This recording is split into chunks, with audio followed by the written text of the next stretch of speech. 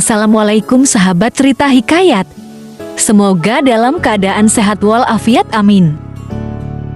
Nabi Syuaib merupakan salah satu dari 4 nabi yang berasal dari Arab. Beliau bersama 3 nabi lainnya, yaitu Nabi Hud, Nabi Saleh, dan Nabi Muhammad. Kemampuannya dalam berdakwah membuat Nabi Syuaib diberi julukan oleh banyak orang pada masa itu adalah ahli pidato. Nabi Ibrahim bisa dikatakan sebagai bapak para nabi, begitu pula dengan Nabi Syuaib, cicit dari Nabi Ibrahim. Nabi Syuaib diyakini sebagai keturunan Syuaib bin Maikil bin Yashijar bin Madian, dan ibunya adalah putri Nabi Lut. Nabi Lut adalah nabi yang diutus oleh Allah. Sebelum Nabi Syuaib, umat muslim percaya atau meyakini bahwa Allah mengutus Syuaib untuk penduduk Madian. Paras wajah Nabi Syuaib bisa dibilang sangat tampan, sehingga banyak orang yang mengingat ketampanannya. Tidak hanya itu, beliau sangat ramah terhadap setiap orang dan senang menyedekahkan rezekinya kepada orang yang tidak mampu. Paras wajah yang tampan, ramah, dan menggunakan rezekinya di jalan Allah membuat Nabi Syuaib dikenal oleh masyarakat Madian.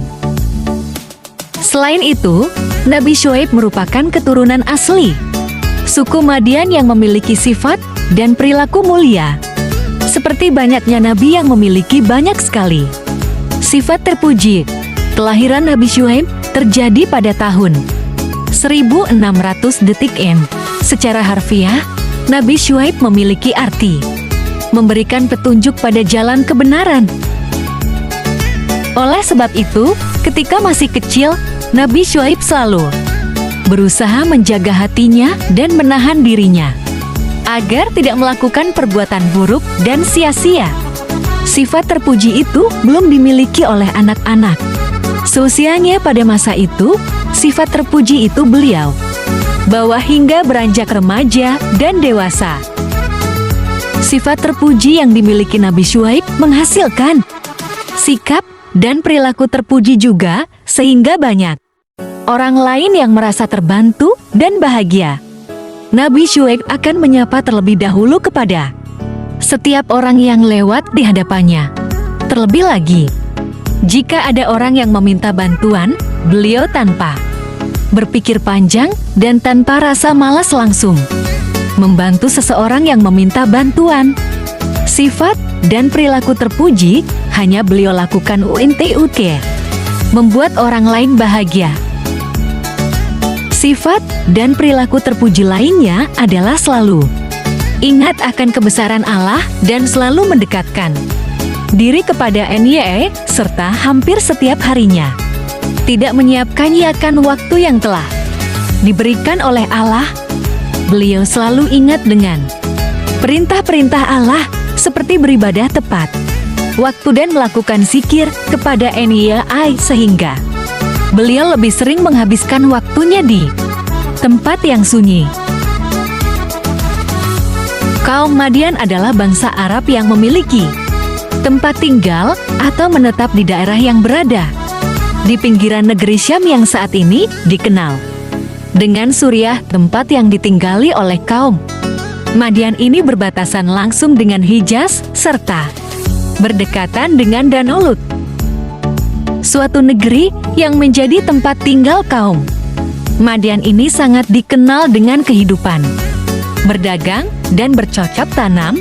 Hal ini dikarenakan Allah memberikan kondisi tanah yang subur, sehingga mudah ditanami berbagai macam jenis tumbuhan.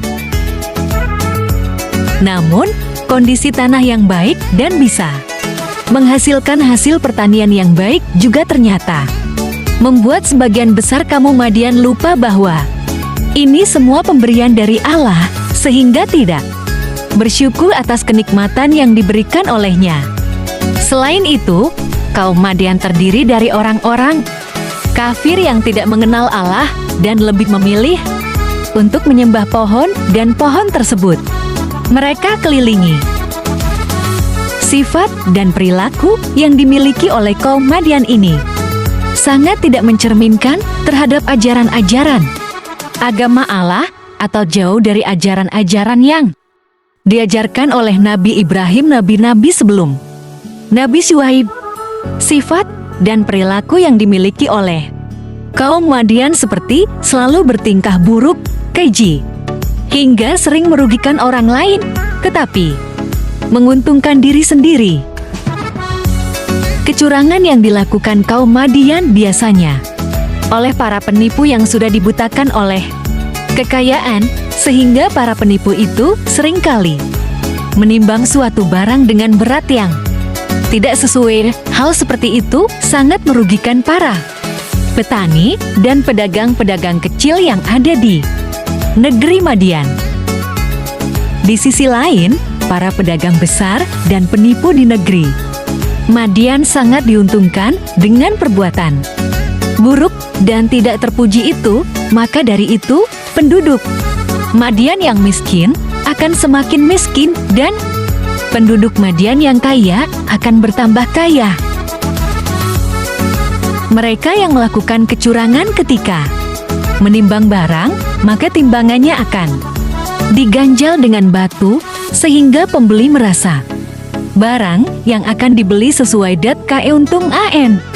Pedagang pasar menjadi 2 kali lipat setelah melakukan perbuatan tidak terpuji itu.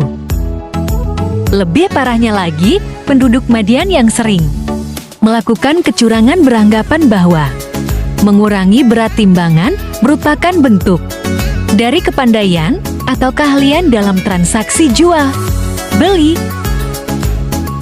Allah yang melihat kaum Madian semakin hari semakin memburuk, kemudian mengutus Nabi Syuaib kepada kaum Madian. Allah mengutus Nabi Syuaib dengan membawa suatu ajaran agama yang benar yang berasal dari Allah. Selain itu, Nabi Syuaib juga dipercaya untuk mengubah jalan kaum Madian yang tadinya berjalan di jalan yang buruk agar kembali ke jalan yang benar. Syuaib yang diutus oleh Allah untuk kaum Madian agar kembali ke jalan yang benar, yaitu dalam Al-Quran Surah Al-A'raf ayat 85 yang artinya, dan kepada kaum Madian kami utus Syuaib sebagai saudara mereka sendiri. Dia berkata, "Wahai kaumku, sembahlah Allah. Tidak ada Tuhan sembahan bagimu kecuali Dia. Sesungguhnya telah datang bagimu bukti nyata Tuhanmu. Sempurnakanlah takaran dan timbangan, dan jangan kamu merugikan orang sedikit pun, dan janganlah kamu berbuat kerusakan di bumi setelah diciptakan dengan baik. Itulah yang paling baik bagimu jika kamu orang beriman." Syuaib setelah diutus oleh Allah mulai mengajak penduduk di negeri Madian untuk meninggalkan perbuatan buruk yang merugikan orang lain dan hanya menguntungkan diri sendiri.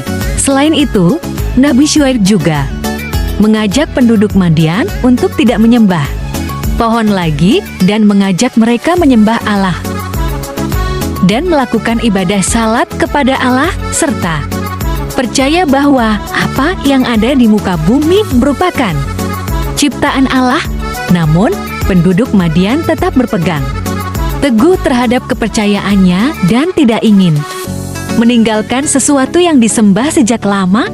Mereka pun menolak ajakan Nabi Syuaib untuk kembali ke jalan Allah. Bahkan, setiap nasihat dan dakwah yang disampaikan Nabi Syuaib kepada kaum Madian dijek dan dihina oleh kaum Madian.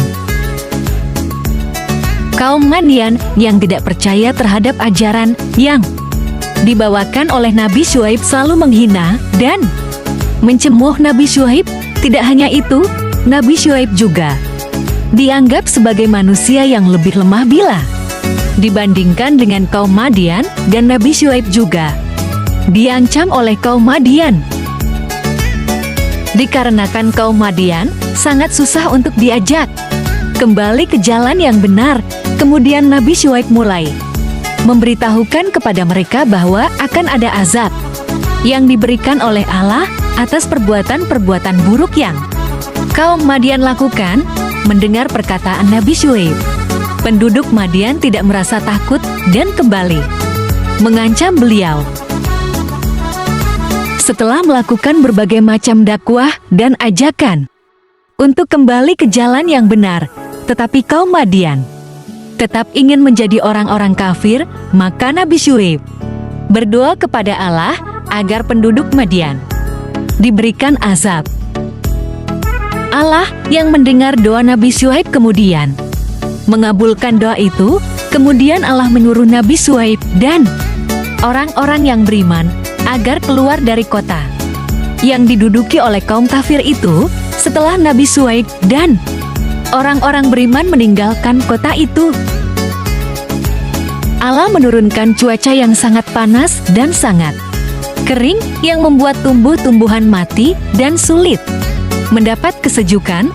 Kemudian Allah memberikan gempa bumi dan suara halilintar yang membuat penduduk kaum Madian yang kafir mati. Azab yang diberikan oleh Allah itu seperti hari kiamat.